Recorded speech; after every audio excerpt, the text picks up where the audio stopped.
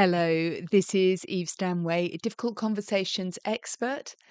I help men navigate the most difficult conversation during separation and divorce. So today, welcome to episode 14 of Dare to Speak, difficult conversations that change everything. In today's episode, we will be discussing the £10,000 mistake. This is something I come across quite regularly during my work. This is a situation where we'll take Ben. He got from work one night. He's had a difficult day. The kids are put to bed, and he's sitting down across the kitchen table, just having something to eat that he's pulled out of the oven that his wife has left him. And she sits down opposite him whilst he's eating, and she says, "I want a divorce." This is a really crucial moment. He's there, he's tired, he's eating his dinner. And he may be aware that this has been building over time, but in the moment that it happens, his world just implodes. It falls apart. And what he says next, how he handles the situation, is going to determine perhaps the next 1, 2, 3, 4, 10, 15 years of his life. And in that moment, the conversation collapses because really neither of them knew how to handle that difficult conversation, how to set it up, how to be very clear about it, and how to have it at a time that really works. So, what happens is there is a collapse, and this is where we get to the £10,000 mistake. Because as Ben and his wife and have these conversations, why do you want a divorce? What's causing the divorce? Why now? What can I do that's different? Shall we have counselling? We've tried counselling, it didn't work. You're this, that, and the other, the shaming, the blaming, the criticising, all of that begins to start, the kitchen sinking, which I've spoken about in one of my previous episodes. It all begins to take place. And the conversations get harder and harder and harder. And I don't know, this might be something that when you're listening to this, you've experienced this. Maybe it didn't start or end with "I want a divorce." It could be trying to arrange a wedding. It could be trying to arrange a children's party, trying to arrange a holiday, trying to talk to a parent about something important, trying to talk to your teenage child. But wherever it is, when a conversation goes wrong, you hit this territory where the cost of collision is going to cause problems. So, in this episode, I'm going to talk a little bit about this.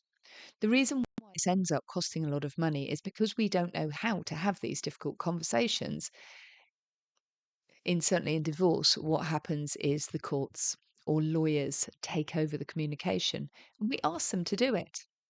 We employ a lawyer and the letters go backwards and forwards, or we start the court process and the courts start sending letters and information. And so this costly collision, a difficult conversation that we just don't have the skills to deal with, that's what happens. So in my previous episodes, I've been talking about how I came into this and some of the scenarios.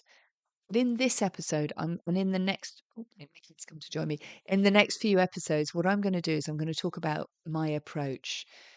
You've heard already about the magic three: clarify, communicate, correct. That's clarifying what it is that you want to say, communicating it, and then when it goes wrong, repairing the conversation, coming back to the original point.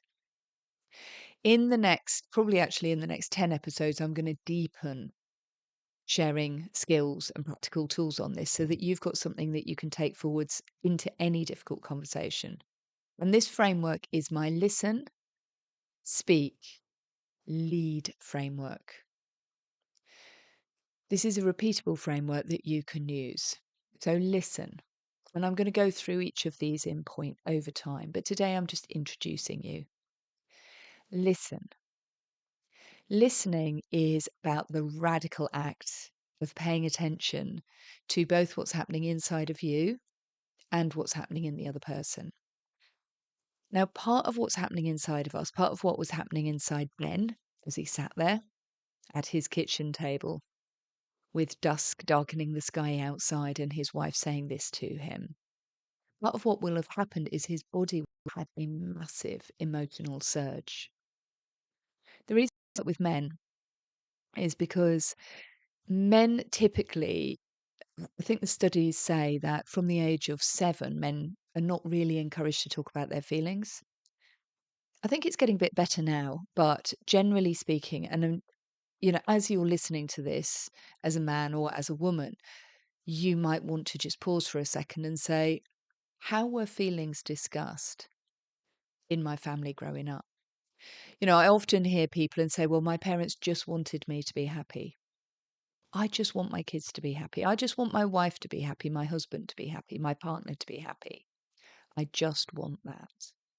And words are really interesting because when we say we just want something, the implication is that we don't want everything else. I just want you to be happy can be, I'd like you to be happy because I don't really know what to do when you're not happy. I don't know how to support you. So part of listening is regulating, is being able to go, what's actually happening inside of me? Part of listening is to be able to think about just one thing you want to speak to in the conversation and not let it go into all sorts of different areas to navigate one thing at a time. Part of listening is being able to understand that massive emotional trigger that's going to happen when somebody drops some big news on you, or perhaps when you're dealing with that big news and you're kind of sharing it with somebody else. There's a massive emotional surge. It's gigantic and it can feel disorientating. It can feel very triggering. It can take us back to fight, flight, and freeze, which is something that we've spoken about in previous episodes. That's the desire to run away, the desire to fight back, be defensive, get angry, freeze, which is just really when our body and our mind just goes into shutdown and we start thinking nothing, actually, or appease. And appease is, well, what can I do to make it better? I'll do anything to make it better. And in that moment where we want to do something to make it better, getting some help so we know what to do to help make it help better is really, really valuable. So listen is about listening and listening to ourselves and understanding what our triggers are. Speaking is about how we communicate. The magic 3 comes into speak. How do we say what we want to say without it shifting into blaming and shaming? How do we bring it back to the subject? How do we keep returning to the point at hand? You've said you want a divorce. That's a lot of news. I'd really like to discuss it. It's going to take me a minute to digest. At the moment, my mind is going all over the place, and I think I'm not going to get the conversation right.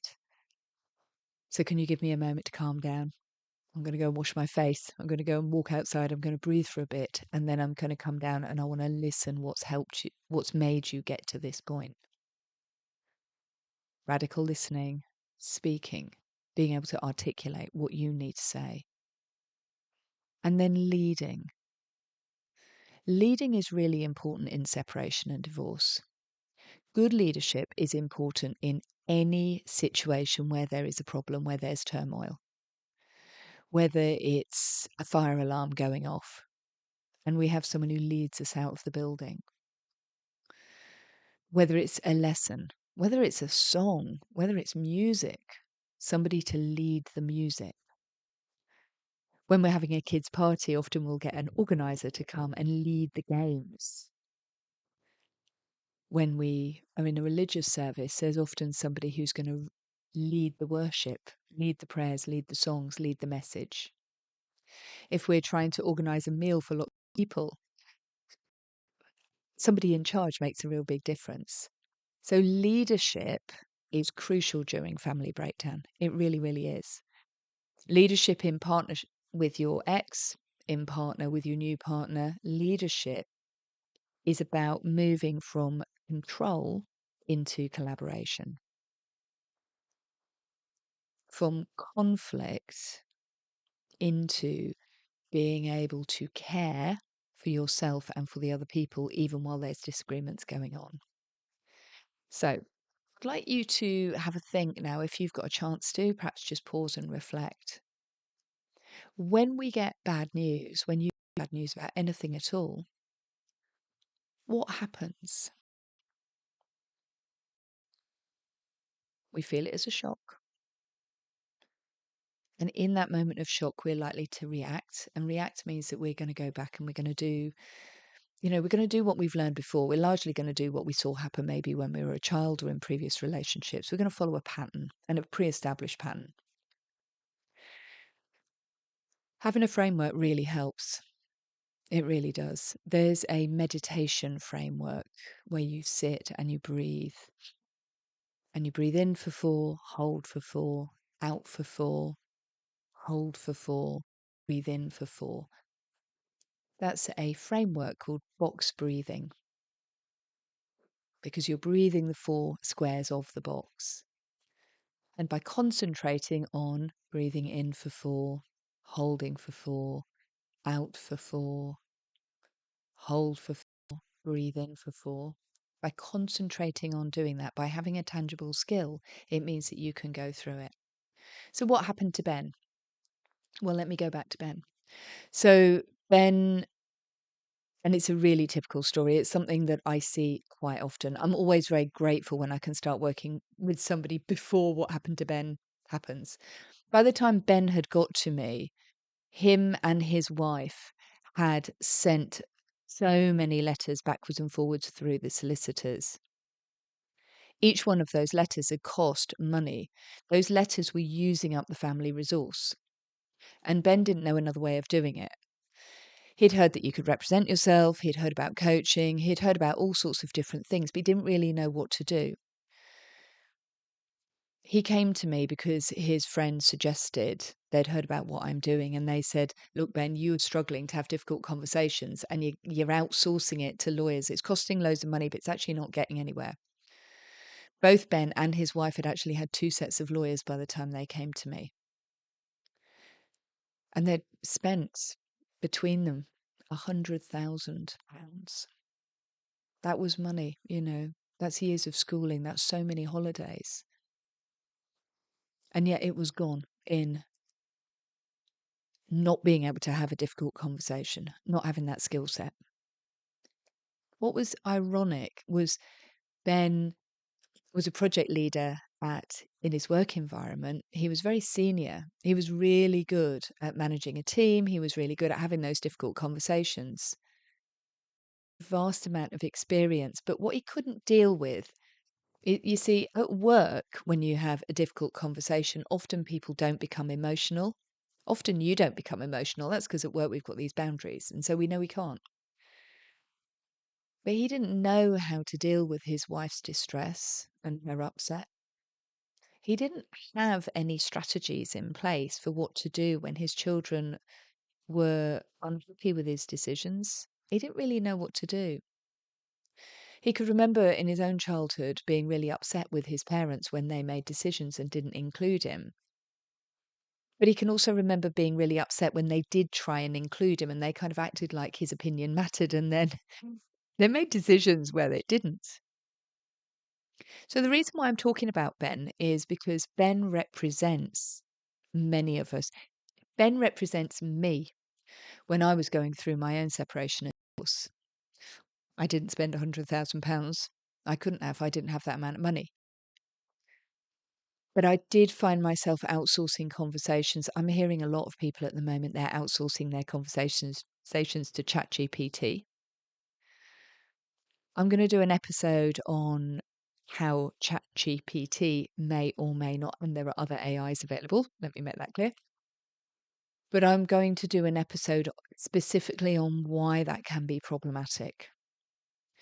Because I think it's really important to talk about it because I'm hearing a lot of people saying, "Oh, I just use AI to script my conversations with my partner or my ex. I use AI for legal advice." And there are problems with that. Part of the problem is actually that we don't learn the skills of difficult conversations with ourselves. So, I suppose what I want to leave you with today is all of us have a bit of Ben inside of us. Unless we've been particularly trained with a framework and with some skills on having difficult conversations, we all have that. I shut it down, I outsource it, I don't know what to do, so I don't know how to do it. By learning the listen framework, the speak framework, and the lead framework, I am able, using my psychotherapy, my psychology, and my coaching skills, and my, frankly, enormous experience in this, to show people how to have what I would call $1 million conversations. And this isn't conversations that's going to leave you $1 million richer, but it is a conversation that will be priceless in terms of the benefits to you from knowing how to do it. In my next episode, I'm going to talk about how we can use this listen, speak, lead framework in all sorts of environments, in all sorts of places, how we can use it to protect the future for ourselves and our children. So, this has been a really reflective episode. I have a blog which is on my website at the moment. You can go and have a look at www.evestanway.co.uk. Go look at my free resources page and you'll find my blog there. Take a look at it. It'll be in the show notes as well. Have a read through. This situation of wanting to get somebody else to do our difficult conversations because we don't know how to do it is crucial, and it's really important to discuss. And this is happening with men a lot. Because if you were taught that showing emotion is weakness, that vulnerability isn't what you're meant to be, if you're not allowed to say, I'm scared, I'm worried, I'm concerned I'm going to get hurt, I'm frightened about the future, when we can't have those conversations with the person that we live with or we're getting separated from or that we care about, when we can't have those conversations, well, we're going to carry on talking in this Dare to Speak podcast, difficult conversations that change everything. Because not being able to have these difficult conversations, not being able to talk about how we actually fear, not daring to speak, it's so limiting. Because so many of the problems that we could solve and resolve in our lives, we can't. We just can't do it anymore. And that's why I encourage you, if this has been an interesting episode, this is just a meandering reflection episode, but if this has been interesting for you, please like it, comment, please share it with other people.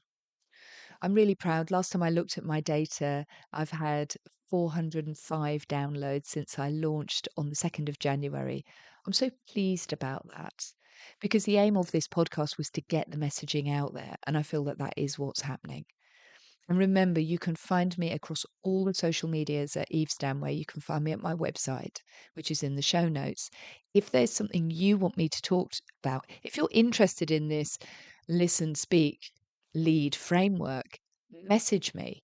If you've got a scenario and you want me to show you how it works with that scenario, I'll anonymize everything and I'll go for it.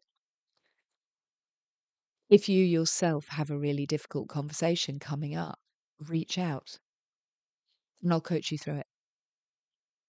Take care and have an absolutely lovely week. And I look forward to chatting to you soon.